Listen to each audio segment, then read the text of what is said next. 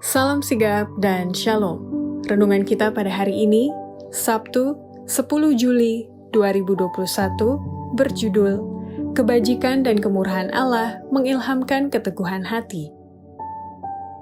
Ayat intinya terdapat di dalam Mazmur 23 ayat 6. Kebajikan dan kemurahan belaka akan mengikuti aku seumur hidupku, dan aku akan diam dalam rumah Tuhan sepanjang masa.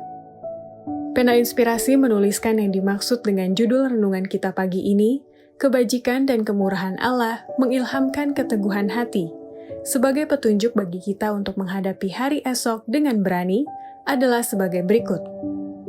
Pertama, tanda orang memiliki kebajikan dan kemurahan Allah yang mengilhamkan keteguhan hati, bila mana orang itu melakukan yang baik, sehingga tubuhnya melepaskan tenaga positif yang terpancar dari wajahnya yang gembira sebagai bentuk moral yang tinggi dari pikiran orang tersebut. Kesenangan melakukan yang baik menghidupkan pikiran dan menggetarkan seluruh tubuh.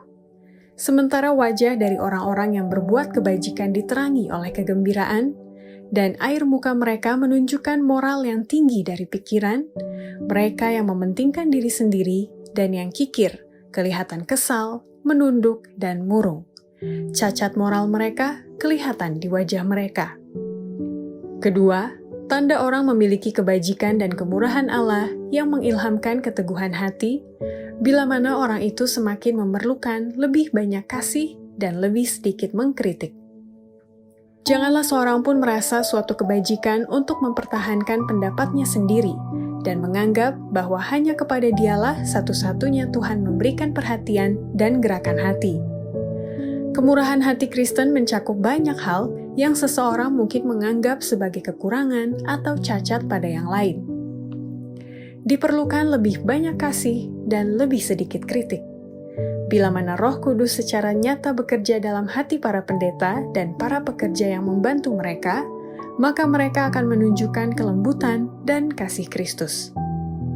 Ketiga, tanda orang memiliki kebajikan dan kemurahan Allah yang mengilhamkan keteguhan hati, bila mana orang itu membentuk kebiasaan-kebiasaan yang baik dan benar sejak masa mudanya, yang menandai tujuan hidupnya. Pemikiran-pemikiran dan perasaan-perasaan yang disenangi pada tahun-tahun permulaan kehidupan setiap pemuda menentukan sejarah hidupnya.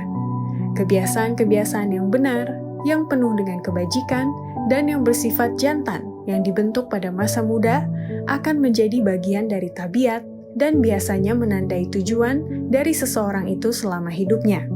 Orang muda boleh menjadi jahat atau penuh dengan kebajikan, sebagaimana mereka pilih.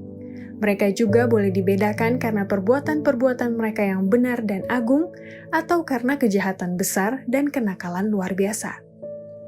Keempat, tanda orang memiliki kebajikan dan kemurahan Allah yang mengilhamkan keteguhan hati, bila mana orang itu memiliki kebajikan positif yang meningkatkan kesehatan tubuh.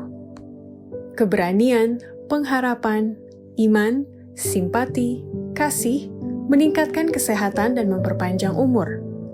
Pikiran yang puas, roh yang gembira, adalah kesehatan kepada tubuh dan kekuatan kepada jiwa. Hati yang gembira adalah obat yang manjur. Amsal 17 ayat 22. Demikianlah renungan kita pada hari ini. Kiranya Tuhan memberkati kita semua.